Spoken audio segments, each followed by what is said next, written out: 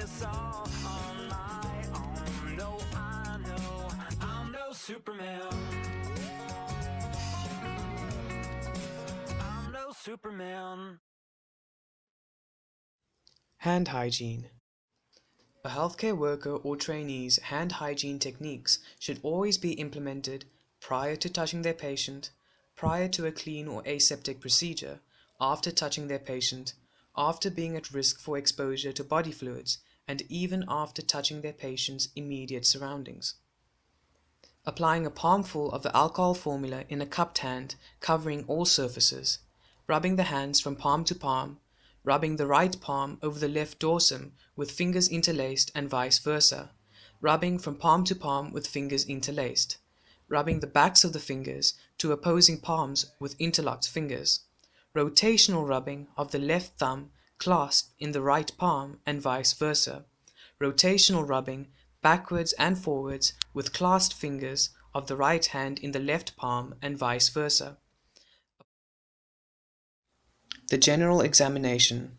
One always starts an examination with a general examination, as you assess the patient's general appearance, hands, nails, face, and ankles. This allows one to determine any signs of cardiovascular disease that can later be explored. Hello, Mr. Smith. My name is Ashley McCurrick and I'm a first-year medical student. Do I have your consent to perform a general examination? You have my consent. Okay. So basically we start with the general appearance of the patient. As we approach the patient, we look if there's any signs of anxiety or distress. We look at their facial expressions to see if there's any form of pain showing on their faces. We also look if there's any weight loss or muscle wasting, as well as obesity, but you seem fine. Then the general examination always starts at the hand of the patient and it moves from the head to the toes. So can I please have your hand? Thank you. Okay, so we start at the fingertips of the hand. We look at the color to see if there's any signs of cyanosis, which is blue discoloration, but your fingertips are all a good pink color, so that's perfect. We then look at the nail beds to see if there's any pale nail beds, as that would show anemia. But your nail beds look perfectly good. And then we move on to the nails. So when we're looking at the nails, we're looking at if there's any form of splinter hemorrhages, which is like a line in your nail, and this would be indicative of infective endocarditis. We also look if there's any spoon-shaped nails, which would indicate iron deficiency. And the last thing we look at is clubbing. So basically clubbing is the increased distal part of the soft tissue of the distal part of the nail, and we can also test this by rocking the nail bed like this, and if there was clubbing you would feel the increased soft tissue. Another way is by doing this. Okay, this is called the Shamrock test, and as you can see there's a little diamond shape in between the distal parts of your fingernails, which shows that you do not have clubbing. There's many reasons for clubbing. Okay. The main cardiac reasons being infective endocarditis and congenital heart disease. Okay, now we're going to move on to your face. So would you mind taking your glasses off for me? Sure. Okay, so we first look at your cheeks to check the color of the cheeks. If you have rosy cheeks with like a blue discoloration in the center, it's known as mitral facies, and this would be an indication of hypertension or low cardiac output. We then move on to your eyes. We look around your eyes to see if there's any lipid deposits, and then this would show xanthelasma. I'm going to just pull the eyelids down. So now I'm checking for anemia and jaundice. So if there was anemia, there would be white pale color in your eyelids. However, yours is a good pink color. Your sclera would also be yellow or have a yellow tinge if you had jaundice, but you're all good. Okay, so now we're going to move on to the mouth. Do you mind opening your mouth for me? So now I'm looking for a high arched palate and your basal mucosa at the same time, as well as your dental caries. Okay, you can close, thank you. So dental caries we always look at as it can be a cause of infective endocarditis. We look at your basal mucosa, which is the inside of your cheeks, to see if there's any yellow discoloration for jaundice. And a high arched palate would be indicative of Marfan syndrome, which is a endocrine disease. And then, okay, lastly, just stick out your tongue for me. So now we're looking at the color of your tongue. Your tongue is a good pink color, so thank you. So it does not show that you have any signs of central cyanosis, as this would present with like a bluish tinge. Yeah, okay, so lastly we're going to do your feet for edema. So if you don't mind lying on your stomach.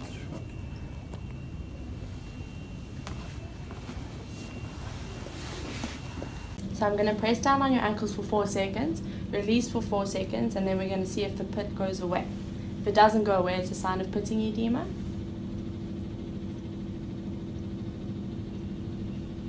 Okay, so the pit refills very quickly, so you don't have pitting edema. Okay, you can sit up for me. Thank you so much, Mr. Smith. I'm just going to prepare you for the next part of the examination. So you have to be sitting at a 45-degree angle in good lighting. As you can see, the lighting is quite good.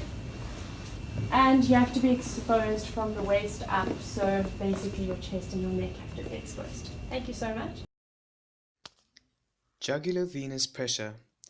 The jugular venous pressure, or JVP, is a complex waveform pulsation that can be visualized between the sternal and clavicular head of a patient's sternocleidomastoid muscle. It provides information about the functioning of a heart's right side, namely the right atrium and the right ventricle. Good day, Mr. Smith. My name is Ashley Frampton. I'm a first-year medical student, and I would like your consent to conduct a jugular venous pressure exam. You have my consent. Thank you very much. I'll start off by first identifying my landmarks. I'll ask you to slightly tilt your head to the left. Thank you very much. This is the sternocleidomastoid muscle. We have the clavicular head with the sternal head and the internal jugular vein. I'll be using the sternal notch and the sternal angle actually as my reference point. I'll start off by first finding the point of highest pulsation. Thank you very much. I have it right there. So what we're going to do is we're going to be measuring the height from the point of highest pulsation. Thank you very much. It is 3,5 centimeters. Good news, you are in the normal range, which is 3 to 4 centimeters. The normal height of the JVP pulsation should be no higher than 3 to 4 centimeters. Good day, Mr. Smith. My name is Nasira Raoud, and I'm a medical student at Tygerberg campus. With your consent, I'd like to show you your arterial pulses. You do have my consent. Thank you. So we begin with the radial pulse. I will now measure your heart rate for 30 seconds.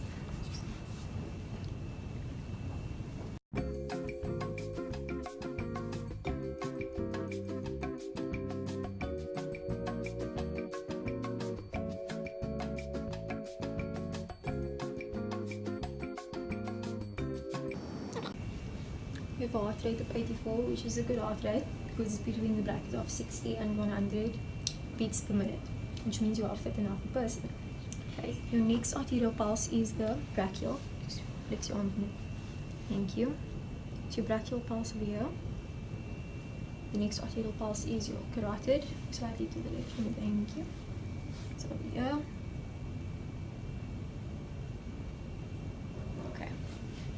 Other arterial pulses are your femoral, over here, popliteal behind the knee, dorsalis pedis at the top of the foot over here, and the posterior tibialis is behind the ankle. Thank you very much. The inspection. The precordium refers to the area of the anterior chest wall that overlies the heart and the great vessels.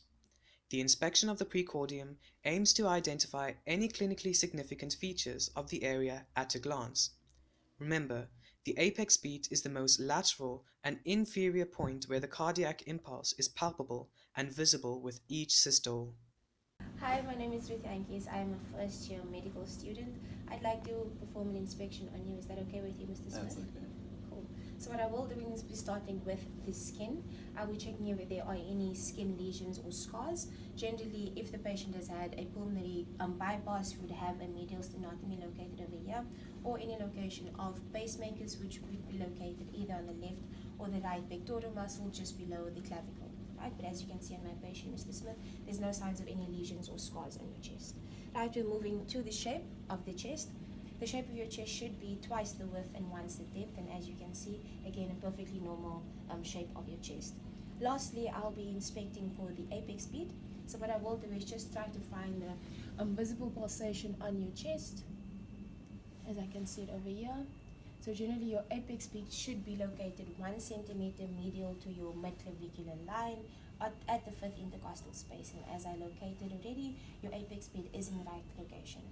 So from my inspection, I can see that you have a perfectly normal chest area and indicating that you are a healthy patient. Thank you so much. Palpation.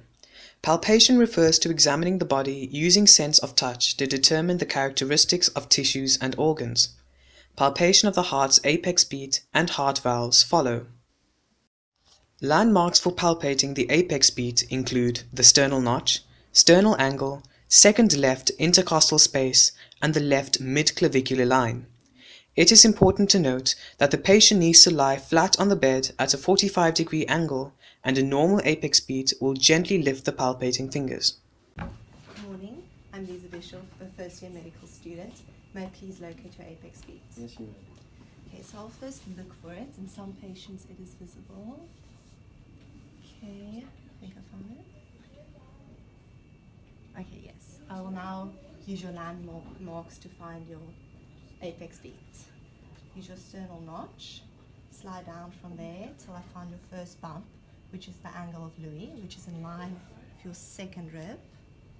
From here I can find your second intercostal space, third rib, third intercostal space, fourth rib, fourth intercostal space, fifth rib, and your fifth intercostal space.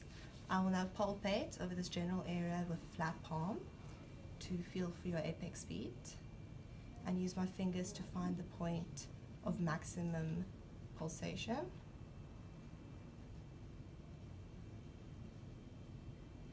Okay, and I will follow your midclavicular line, and as your apex beat is 1 centimeter medial of your midclavicular line and in your fifth intercostal space, it is in a normal position and not displaced. Thank you very much. When locating and palpating the heart valves, the following landmarks need to be identified: the sternal notch, sternal angle, second right intercostal space for the aortic area, second left intercostal space for the pulmonary area, the fourth or fifth intercostal space left of the sternal border for the tricuspid area, and the fifth intercostal space medial to the left midclavicular line for the mitral area. Find the sternal angle. From there you move to the patient's right to find the second rib, and after that you find the second intercostal space. Once you have the second intercostal space, that would be the aortic area. After that you find the sternal notch again, go down to the sternal angle, move to the patient's left, find the second rib, and then slightly down to the second intercostal space. That would be the pulmonary area of the patient. Furthermore, you will find the third rib, third intercostal space, the fourth rib, the fourth intercostal space, and that is roughly where you'll find the tricuspid area. And in certain patients there will be variations, and it could be in the fifth intercostal space. After that, you move further down, and you will find the fifth rib and the fifth intercostal space, and this will be the mitral area. I will palpate the base of the heart over the aortic area and the pulmonary area.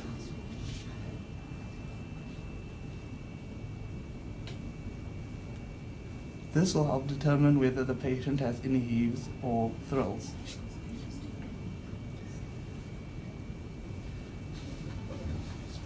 Next, I moved on to the tricuspid area and to see if there are any abnormalities within the valves, and then into the mitral area.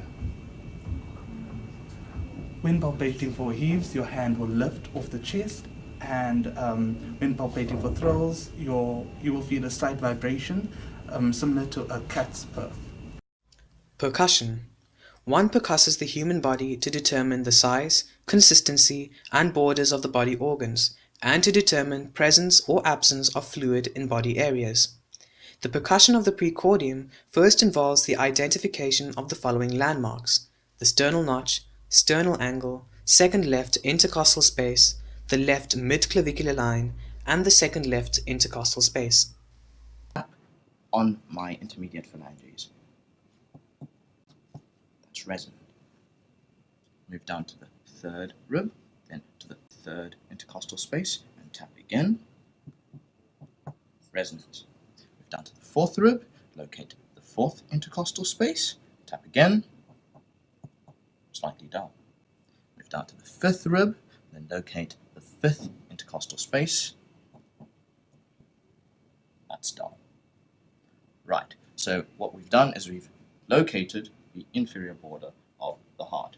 Now we're going to move percussing from the anterior axillary line to the sternum along the fifth intercostal space.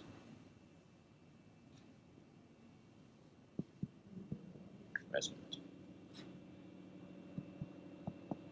Resonance.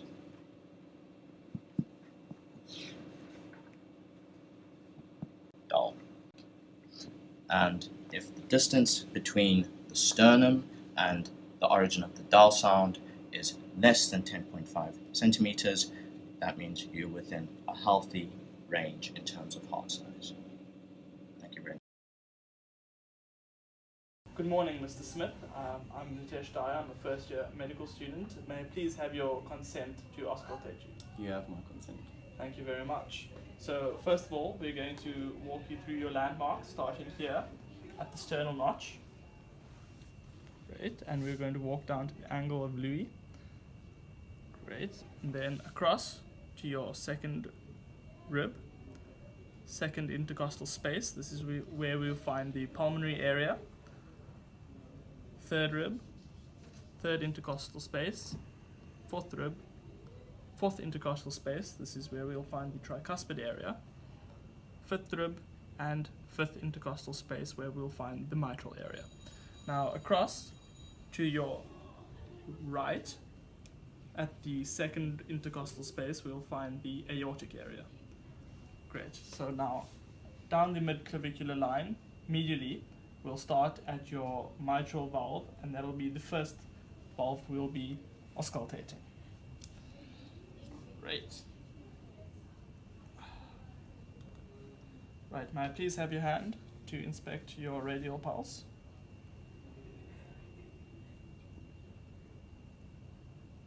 Great.